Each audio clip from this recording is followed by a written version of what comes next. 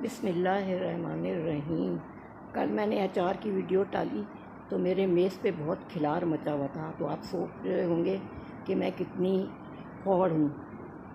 तो खैर मैं फौड़ तो हूँ कुछ ना कुछ अपने ख़ानदान वालों के मुकाबले में, लेकिन बात यह है कि ये मेरा घर तो माशाल्लाह सेट रहता है, लेकिन